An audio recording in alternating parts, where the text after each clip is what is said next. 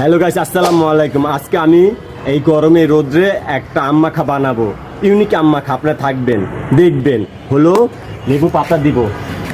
এই দেখেন কি ফ্রেশ লেবু পাতা নিতেছি।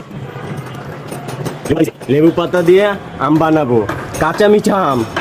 লেবুর কি ঘ্রাণ। এখন আম মাখা বানাই, কিভাবে আম মাখা বানাই আর সবাই দিব। এরকম পাতায় করে দেবো, সবাই মজা করে খাম। কি মজা। ইউনিক আম ভর্তা, বিট লবণ, লাল কাঁচামরিচ, পাকা কাঁচামরিচ, স্পেশাল মশলা, আবার লেবু কেটে দেওয়া হবে, আবার দেওয়া হবে লেবু পাতা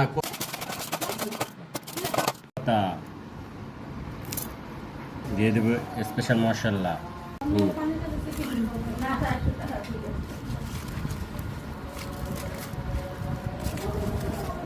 গাইস দেখেন কত কষ্ট করে এই ভিডিও ভর্তাটা বানাইছি। যদি ভালো লাগে চ্যানেলটা সাবস্ক্রাইব করে দিবেন, লাইক করবেন, কমেন্ট করবেন।